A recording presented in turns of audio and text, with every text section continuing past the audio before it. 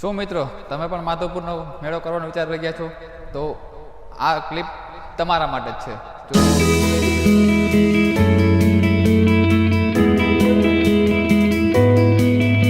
તો મહેમાનોને બેસવા માટે છે ને જો સોફા મેળામાં કોણ કોણ આવવાનું છે એ પણ જરાક કોમેન્ટ કરી દેજો.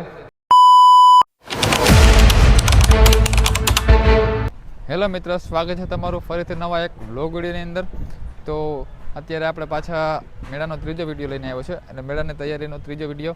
તો અત્યારે આપણે છે ને સ્ટોલ વિભાગ એ સાઈડે બ્લોગ ચાલુ કર્યો છે. તમે આ જોઈ લો જે આ સ્ટોલ વિભાગને એવું છે ને એ સાઈડથી જ આપણે બ્લોગ ચાલુ કર્યો છે. અને અહીંયા છે ને ગયા વર્ષે જે હતું ને એ જ આ વર્ષે છે. તમને બતાવું, જોઈ લો. માધુરાજ રખીગલ છે ને એ ગયા વર્ષે પણ હતું અને આ વખતે પણ સેમ એ જ આવ્યું છે. અને ગયા વખતે છે ને લીલા કલરની નેટ હતી, બરાબર, જે નીચે છે ને લીલા કલરની નેટ હતી. અને આ વખતે આવા કલર નેટ આવી છે. બધાયમાં જો પથરાઈ ગઈ છે અત્યારે, જોયું તમે. અને અત્યારે મોસ્ટલી બધું કામ 24 કલાક થાય છે એટલે કામ તો મોસ્ટલી પૂરું થવા આવ્યું છે. અને હવે જે થોડું ઘણું કામ બાકી હશે એટલે ટૂંકમાં 80% કામ પૂરું થઈ ગયું અને 20% જેટલું બાકી કામ હવે રહ્યું છે.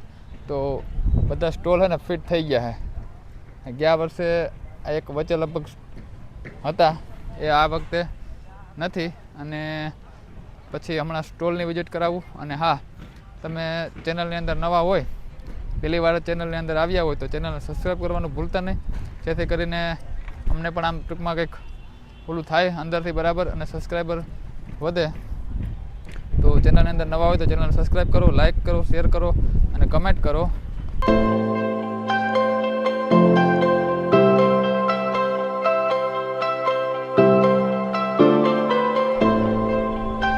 જો મિત્રો, અત્યારે આપણે છે ને સ્ટોલની અંદર આવી ગયા છે. અને સ્ટોલમાં આ બધું સેમ ગયા વખતે જે સામે સ્ટોલ છે ને એવી રીતના છે. પણ આમાં એક નવું એડ કર્યું છે એ લોકોએ, કે જે બેનર છે ને બેનર આવી રીતના બેનર આપ્યું છે. અને અહીંયા માધવપુર અને એક ભારત શ્રેષ્ઠ ભારતની ભાવના સાથેની ઉજવણી લખેલું છે. અને તમને ગયા વ્લોગમાં તમને આ ઘોડા વિશે બતાવ્યું હતું, બરાબર, કે આ શું કેમાં યુઝ આવવાનું છે. તો આ એક સ્ટોલમાં આપી દીધું છે. દરેક સ્ટોલમાં એક એક આવા આપી દીધા છે. એટલે હવે મેળો ચાલુ થશે ત્યારે આપણને ખબર પડશે કે એ શું કામ આવે છે, બરાબર. બાકી તો સ્ટોલ આવી રીતના રહેવાનો છે. લાઇટું બાઇટું આમાં ફિટ, પંખાને એક પંખો આપી દીધો છે, એવું બધું આપી દીધું છે. તો કન્ટિન્યુ બ્લોગમાં બની રહ્યો, આગળ આપણે જોઈએ છીએ.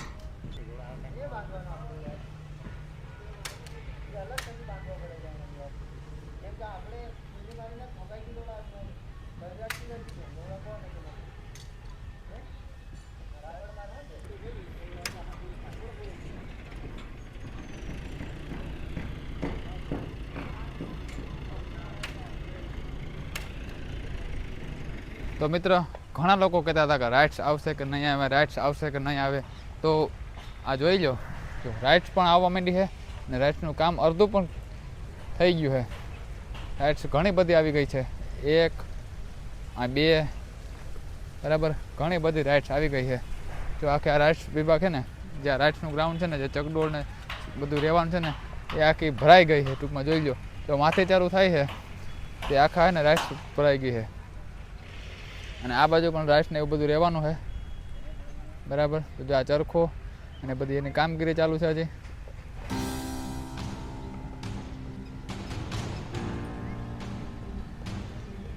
મિત્ર, અત્યારે આપણે ત્રીજા ગ્રાઉન્ડમાં આવી ગયા છે. અને ત્રીજા ગ્રાઉન્ડમાં અત્યારે જો આ મોટું ડોમ ઊભું થાય છે. અને અહીંયા કદાચ હસ્તકલા હોય તો હોય, જે અલગ અલગ રાજ્યમાંથી અને જે હાથની બનાવટનું વસ્તુ જ્યાં વેચાણ થાય છે એ આ હસ્તકલામાં વેચવાના છે, બરાબર. અલગ અલગ રાજ્યો છે, પછી આપણા ગુજરાતના અલગ અલગ જિલ્લાઓ છે જેમાં બધા પોતપોતાની હાથની વસ્તુ અહીંયા આવી ને અહીંયા લઈ આવે અને ત્યાં વેચે છે. તો અત્યારે એ જ્યાં મોટું બધી અહીંયા ને ડોમ બને છે. અને આ ટૂંકમાં ત્રીજું ગ્રાઉન્ડ છે. અને આના પછી છે ને એ સ્ટેજ છે, જે ત્યાં ટૂંકમાં શું કહેવાય કે ત્યાં અલગ અલગ આપણે ત્યાં રમે છે, બરાબર. જે પરમાં 1600 કલાકારો પોતપોતાનું નૃત્ય બતાવતા, એવી રીતના અત્યારે આ બીજા અહીંયા છે ને બીજા ગ્રાઉન્ડમાં પણ ત્યાં પોતપોતાના નૃત્ય બતાવશે, બરાબર. તો આ ત્રીજા ગ્રાઉન્ડમાં છે ને આ ડોમ ઊભું થવાનું છે. તો અત્યારે આ ડોમ છે ને ડોમની કામગીરી ચાલુ છે. અને જો આ ટ્રેક્ટરથી ને આ બધી છે ને નાળા લઈને ખીચે છે, ઓલું તાલપત્રી ઉપર આવે ને એ ઉપર તાલપત્રી એને ખેંચે છે. તો કન્ટિન્યુ બ્લોગમાં બન્યા રહો અને આપણે ત્રીજા ગ્રાઉન્ડમાં પણ જઈએ.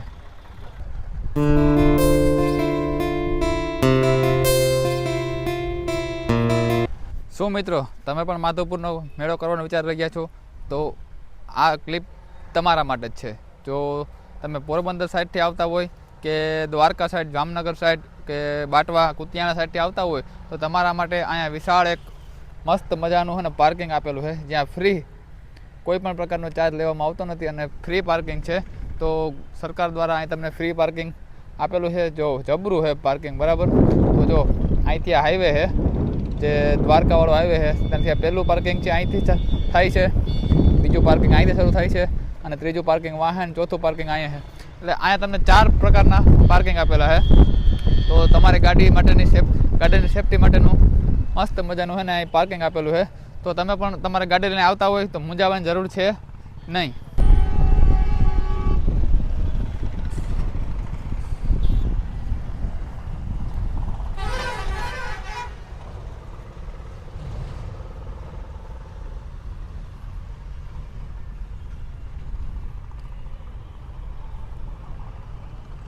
તો મિત્રો, આપણે અત્યારે જે સ્ટેજ છે જ્યાં કલાકારો નાચવાના છે, બરાબર, જ્યાં નૃત્ય કરવાના છે, એ સ્ટેજની પાછળના ભાગમાં આપણે પહોંચી ગયા છે. અને પાછળના ભાગમાં અહીંથી જો મેં આ રસ્તો છે ને, જો ટૂંકમાં સમજી લો ને કે કોઈ પણ CM કે કોઈ જે બહારના રાજ્યના કોઈ નેતા આવે એના માટેનો આ રસ્તો છે, બરાબર. એ પાછળથી અહીં આવે છે અને એના માટે એને ગેસ્ટ રૂમ છે, બરાબર. તો આગળ ત્યાં જઈ અને તમને બધું બતાવું.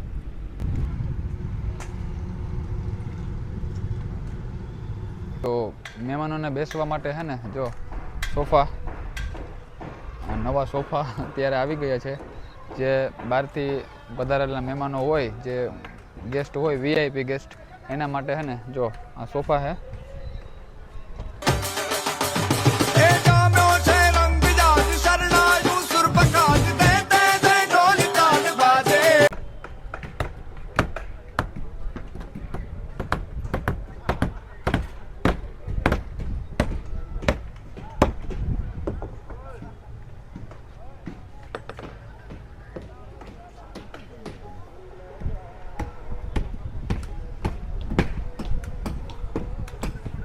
તો આપણે અત્યારે આવી ગયા સ્ટેજ પ્રોગ્રામે, બરાબર. અને આપણે જે સ્ટેજ છે ને, આ સ્ટેજ પ્રોગ્રામ છે અને આ સ્ટેજ ટૂંકમાં હવે કમ્પ્લીટ તૈયાર થઈ ગયું છે અને હવે થોડુંક જ કામ બાકી હશે. અને જો આ બધું સ્ટેજ હવે ખાલી એક ઓલું ખુરચી નાખવાનું કામ બાકી રહી ગયું અને આ સાઈડ જો ખુરચી નાખે છે, બાકી તો બધું કામ થઈ ગયું અને સરસ મજાનું સ્ટેજ ગોઠવી દીધું છે, જોઈ લો તમે. તો હવે મેળાના 2-3-4 દિવસ જ બાકી રહ્યા છે અને કામ બધું પૂરું થવા આવ્યું છે. તો મેળામાં કોણ કોણ આવવાનું છે એ પણ જરાક કોમેન્ટ કરી દેજો. બાકી તો બધું કામ મોસ્ટ ઓફલી થઈ જ ચૂક્યું છે. અને હા, વિડીયો તમને ગમ્યો હોય તો વિડીયોને શેર કરવાનું ભૂલતા નહીં, લાઈક